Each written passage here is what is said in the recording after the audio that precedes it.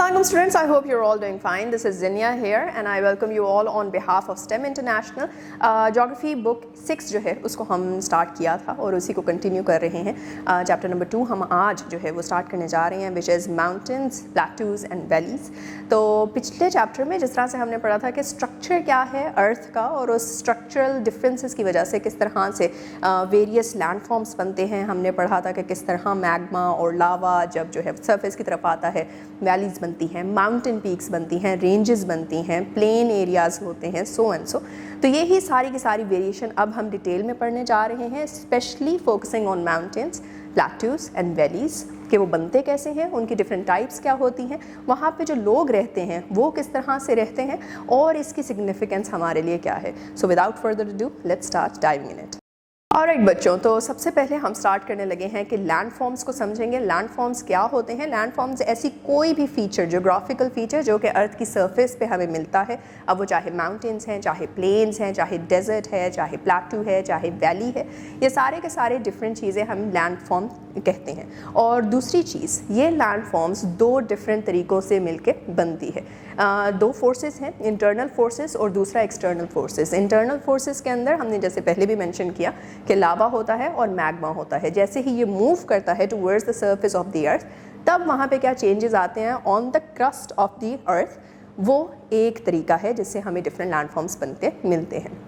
और दूसरी तरह की फोर्सेस जिनको हम आज डिस्कस करेंगे वो हैं आपकी एक्सटर्नल फोर्सेस. एक्सटर्नल फोर्सेस के अंदर जिस तरह विंड है, जिस तरह वाटर है, और ये दोनों जो जियोमॉर्फिक एजेंट्स भी इनको कहते हैं, ये एजेंट्स किस तरह से शेप करते हैं आपकी अर्थ की क्रस्ट को, सरफेस को, उसका तरीका, और फिर उनकी शेपिंग के थ्रू जो डिफरेंट तरीके के जोग्राफिकल स्ट्रक्चर्स बनते हैं वो लैंड फॉर्म्स क्या हैं आज वो भी पढ़ेंगे. तो second thing that we are gonna start with is mountains. Mountains क्या होते हैं? माउंटेन्स कोई भी एलिवेटेड जगह हो आपकी अर्थ की सरफेस के ऊपर उसको हम माउंटेन कहेंगे, लेकिन उसकी हाइट जो है वो बकदरे बाकी सारी सर्फेसेस से ज़्यादा होती है. माउंटेन्स जो हैं वो माउंटेन की अकेले अकेले नहीं होते बल्कि रेंजेस के अंदर हमें मिलते हैं, और इसमें हमारे पास डिफरेंट जो हैं वो एग्ज़ाम्पल्स भी हैं. पाकिस्तान में ख़ुद एग्ज़ाम्पल्स हैं इसकी, जो हिमालयन रेंज है, जो कराकोरम रेंज है, so and so. And more over mountains की डिफरेंट टाइप्स भी होते हैं डिपेंडिंग ऑन कि वो किस तरह से बने हैं. फॉर एग्जांपल हमारे पास 4 मेजर कैटेगरीज़ हैं. नंबर 1 फोल्ड माउंटेन्स आते हैं, नंबर 2 आपके पास फॉल्ट ब्लॉक माउंटेन्स आते हैं, नंबर 3 आपके पास जो है वो वोल्केनो माउंटेन्स आते हैं, और आखिर में आपके पास डोम माउंटेन्स आते हैं. So we are gonna go into detail of each now. जी, तो हम सबसे पहले पढ़ने जा रहे हैं फोल्ड माउंटेन्स के बारे में कि फोल्ड माउंटेन्स किस तरह से बनते हैं. सो दिस इज़ व्हेन बेसिकली जब हमने प्लेट टेक्टोनिक्स का कॉन्सेप्ट पढ़ा था अपने पिछले चैप्टर में, तो उसमें देखा था कि दो प्लेट्स जब आपस में एक दूसरे के साथ टकराती हैं, दैट इज़ कन्वर्जेंस अकर्स. तो फिर जो प्लेट हैवी होती है वो नीचे की तरफ बेंड हो जाती है, और जो लाइट वेटेड होती है प्लेट वो ऊपर की तरफ उसके साथ ऐड हो जाती है. तो जैसे ही ऊपर आती है, सो व्हाट हैपन्स इज़ कि यहाँ पे ये जो लिफ्टेड बन रही है surface, that is basically going to become a whole mountain range. और ये फोल्डिंग का प्रोसेस जो है, एक दूसरे के ऊपर ऐसे फोल्ड हो रही हैं प्लेट्स, तो इस वजह से इनको फोल्ड माउंटेन्स कहा जाता है. दुनिया में जितनी भी लार्जेस्ट माउंटेन रेंजेस हैं, और most of those which exist are basically mostly fold mountain ranges. और फिर आ जाते हैं जनाब हम अपनी दूसरी टाइप ऑफ माउंटेन्स की तरफ, जो कि हैं fault block mountains. Fault block mountains अब किस तरह से बनते हैं? वो तब होता है जब प्लेट्स जो हैं वो कन्वर्ज होने की जगह एक दूसरे से दूर चली जाती हैं, और इसको हमने डाइवर्जेंस के प्रोसेस में पढ़ा था. तो जैसे ही डाइवर्ज होती हैं तो नीचे से जो मैग्मा है वो बेसिकली ऊपर की तरफ आता है, कूल डाउन हो जाता है, और एक न्यू क्रस्ट जो है वो बना देता है. और इसी प्रोसेस के अंदर एक नए तरीके की वैली भी क्रिएट हो जाती है जिसको हम कहते हैं रिफ्ट वैली. वो वैली क्या होती है हम आगे पढ़ेंगे थोड़ी देर बाद. लेकिन अब चलते हैं हम अपने अगले टाइप ऑफ माउंटेन्स की तरफ, which are volcanic mountains. Volcanic mountains क्या होते हैं? दैट इज़ जब मैग्मा जो है वो ऊपर आता है और वो लावा के तौर पे सरफेस के ऊपर आ जाता है. सो दिस इज़ बेसिकली जब जो माउंटेन है उसके अंदर एक ओपनिंग होती है, एक पूरा का पूरा चैनल होता है, और उस चैनल से मैग्मा बेसिकली एक आउटलेट फाइंड आउट करता है, और उस आउटलेट में से बाहर लावा की फॉर्म में आ जाता है. So this is basically volcanic mountains. और फिर हमारी लास्ट टाइप ऑफ माउंटेन आ जाती है. Last type of mountain is the dome mountains. Dome mountains जो होते हैं वो वॉल्केनिक माउंटेन्स की तरह कॉनिकल नहीं होते इन शेप, आपने वॉल्केनोस को देखा भी होगा, उसकी पिक्चर्स भी देखी होंगी। सिलेंडर कॉनिकल होते हैं, ट्रायंगुलर उनकी शेप होती है। लेकिन जो डोम माउंटेन्स होते हैं वो basically more like this, bell shaped होते हैं, जिस तरह एक बेल शेप्ड कर्व होता है, आपने मैथ्स में ये पढ़ा होगा। तो बेल शेप्ड होते हैं और ये भी तब ही बनते हैं जब मैग्मा बेसिकली अपर सरफेस की तरफ आता है। लेकिन अनलाइक जैसे पिछले माउंटेन्स में वो बर्स्ट होके बाहर को आ गया था, इसमें मैग्मा ऐसे नहीं करता। सिर्फ और सिर्फ ऊपर की जो लेयर्स होती हैं रॉक की, या फिर जो आपकी अपर क्रस्ट है अर्थ की, उसको वो पुश करता है इनटू दिस डोम शेप या फिर इनटू दिस बेल शेप, और इस तरह से आपके डोम माउंटेन्स बन जाते हैं।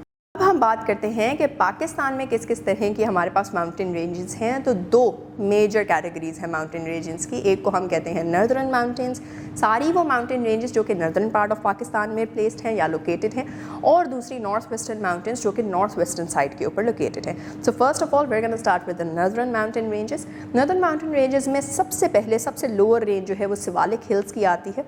शिवालिक हिल्स जो है that is at the very foot of Himalayas. Himalayas की फिर आगे जो है वो हमारे पास डिवीज़न आ जाती है, दो होते हैं। एक है जी लेसर हिमालयाज़, और लेसर हिमालयाज़ के बिल्कुल नॉर्थ के अंदर आपके पास ग्रेटर हिमालयाज़ आते हैं। और हिमालयाज़ के बाद क्या होता है कि हिमालयाज़ की भी, ग्रेटर हिमालयाज़ की फर्दर नॉर्थ में जाओ तो फिर कराकरम रेंज आ जाती है। कराकरम रेंज का आपने पहले सुना होगा, मे बी आपने K2 का जो है वो नाम सुना हो। K2 is the world's second highest peak, और पाकिस्तान की इस पर्टिकुलर रेंज की हाईएस्ट पीक है, कराकरम रेंज की हाईएस्ट पीक है K2, और इसको K2 को दूसरे जो नाम दिया जाता है या टर्मिनोलॉजी दी जाती है दैट इज़ गॉडविन ऑस्टिन के नाम से ये पहचाना जाता है। And with that now we move towards with the north western mountain ranges. दूसरी जो माउंटेन रेंजेस हैं पाकिस्तान में, नॉर्थ वेस्टर्न माउंटेन रेंजेस हैं, जिनके अंदर सबसे पहले हमारे पास आता है हिंदू कुश माउंटेन्स। हिंदू कुश माउंटेन्स के अंदर भी एक हाईएस्ट पीक है जिसका आपने सुना होगा, ग्लोबली जो है वो भी one of the highest peaks में मानी जाती है, दैट इज़ तिरचमल। और फिर उसके बाद हमारे पास एक और रेंज है कोहे सफ़ेद एंड वज़ीरिस्तान, जो हिल्स भी कहा जाता है इनको। और फिर थर्ड के ऊपर हमारे पास जो है वो किरतार रेंज आ जाती है। ये सारी की सारी मिल के नॉर्थ वेस्टर्न माउंटेन्स बनाती हैं। अब ये नॉर्थर्न माउंटेन्स और नॉर्थ वेस्टर्न माउंटेन्स के जोग्राफिकल क्या इम्पैक्ट्स हैं और यहाँ पे किस तरह से जो है वो different aspects of human life में इसकी सिग्निफिकेंस है, हम से क्या क्या चीज़ें जो हैं बेनिफिट्स जो हैं वो लेते हैं, अब हम आगे ये पढ़ने जा रहे हैं। जी, तो importance of these mountain ranges क्या क्या हो सकती हैं। Number one, we have to know कि नॉर्दर्न माउंटेन्स में स्पेशली ग्लेशियल लेक्स होते हैं, ग्लेशियर्स होते हैं, बड़े बड़े पानी के रिजर्व्स होते हैं जो कि आइस की फॉर्म में होते हैं। और यही ग्लेशियर्स जो होते हैं ये फिर मेल्ट होके आपके रिवर्स में आते हैं और रिवर फ्लो बनता है पूरे का पूरा, जिसको आप अपने पाकिस्तान में देखें तो आपका इंडस जो पूरा का पूरा सिस्टम है, वाटर सिस्टम, वो बेसिकली इन ग्लेशियर्स से ही बनता है और कंटिन्यू रहता है। और उससे हम देखते हैं फिर आगे जाके पानी पीने को भी मिलता है पूरे के पूरे कंट्री को, सिर्फ पीने को नहीं, इरिगेशन के लिए भी जो है वो इस्तेमाल होता है। आपकी इंडस्ट्रीज़ में पानी इस्तेमाल हो रहा है, आपकी पावर जनरेशन में पानी इस्तेमाल हो रहा है, सो एंड सो फोर्थ। फिर उसके बाद सेकेंड जो सिग्निफिकेंस आती है वो आती है in terms of biodiversity. Biodiversity again is very much important. हमने ये पहले भी जो है वो कई चीज़ों में मेंशन किया हुआ है। आपने अपनी इंग्लिश की बुक में भी बायोडाइवर्सिटी और diversification, difference between one person the other person, between you and the other species भी जो है उसकी इम्पोर्टेंस को भी समझा हुआ है। तो उस इम्पोर्टेंस को ही जो है वो बायोडाइवर्सिटी बढ़ाती है। और जो ऐसे एनिमल्स हमें इन रेंजेस में मिलते हैं वो हमें अदरवाइज़ नहीं मिल रहे होते, और उनकी ही प्रेजेंस इन दोज रेंजेस जो है वो वहाँ की फर्टिलिटी ओवरऑल और वहाँ की लाइफ को थ्राइव करने में हेल्प दे रहे होते हैं।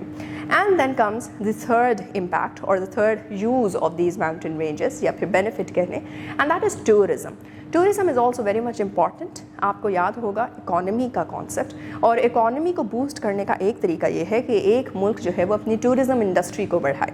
टूरिज़्म जैसे ही बाहर से लोग जो हैं वो यहाँ पे विज़िट करते हैं तो फिर बाहर से यहाँ पे करेंसी भी आती है और वो फिर कन्वर्ट होके जो है वो यहाँ की वेल्थ बनाती है, और वो वेल्थ फिर यहाँ का इंफ्रास्ट्रक्चर और लोगों की भलाई के लिए और लोगों के कामों के लिए इस्तेमाल किए जाते हैं। सो this is how tourism basically also helps the economy, और वो टूरिज़्म को मैनिफेस्ट करने का तरीका एक है कि माउंटेन रेंजेस आपके मुल्क में मिलते हैं। The fourth benefit of mountain ranges is कि जी क्लाइमेटिक रेगुलेशन होती है। क्लाइमेटिक रेगुलेशन का क्या मतलब है? क्लाइमेट इज़ कि किसी भी एक स्पेसिफिक एरिया का ओवर लॉन्गर रन किस तरह का वेदर है, किस तरह के उसके एटमॉस्फेरिक जो हैं वो सर्कमस्टांसेस हैं, क्या बहुत ठंड है या फिर बहुत गर्मी एंड सो। साइबेरिया का अगर आपने नाम सुना हो तो साइबेरियन जो है वो एयर चलती है ऊपर रशिया की साइड से, साइबेरिया है और वो बहुत ही ज़्यादा ठंडा इलाका है, और वहाँ से चिली एयर जो है वो नीचे यहाँ तक आती है पाकिस्तान तक।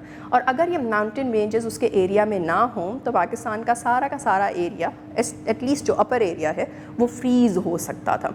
सो व्हाट हैपेंड इज़ कि यही रेंजेस जब उसके रास्ते में एक रुकावट बन गई हैं तो उसकी वजह से हमें पाकिस्तान में 4 डिफरेंट सीजन्स जो हैं वो इंजॉय करने को मिल जाते हैं, because it blocks of that extremely और हार्शली कोल्ड ब्रीज। और फिर हमारे पास आखिरी बेनिफिट आता है, that is the benefit of geography. Geographical boundary हमें मिलती है।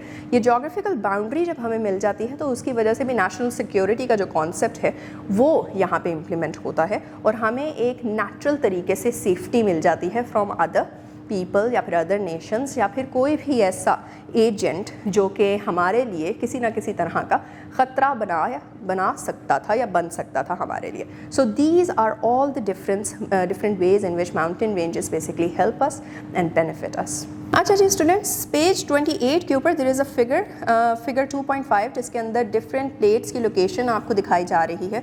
ये भी दिखाया जा रहा है कि किस तरह से वो कन्वर्ज हो रही हैं आपस में और ट्रांसफॉर्म भी हो रही हैं आपस में। So as you can see कि पाकिस्तान भी जो है वो इन्हीं किसी बेल्ट्स के ऊपर जो है वो लाई करता है, और इसी वजह से पाकिस्तान में भी जो है वो ढेर सारे हमें वोल्केनिक इरप्शंस और साथ ही साथ अर्थक्वेक्स जो हैं वो मिलते हैं। तो सबसे बड़ी रीज़न ही ये है कि पाकिस्तान इट्सेल्फ जो है वो इंडियन प्लेट और यूरेशियन प्लेट की बाउंड्रीज़ पे लाई करता है, और जैसे ही ये प्लेट्स जो है वो आपस में एक दूसरे के अगेंस्ट पुश कर रही होती हैं तो उसकी वजह से रॉक्स में स्ट्रेस एक्यूमुलेट हो जाता है, और जैसे ही वो स्ट्रेस एक्यूमुलेट होके बढ़ जाता है रॉक की कैपेसिटी से तो फिर वो वहाँ से रिलीज़ होता है, और वो रिलीज़ होते ही एक अर्थक्वेक की फॉर्म में हमें फील हो जाता है। और ये सिर्फ़ और सिर्फ इंडियन और यूरेशियन प्लेट के मिलने की वजह से नहीं है।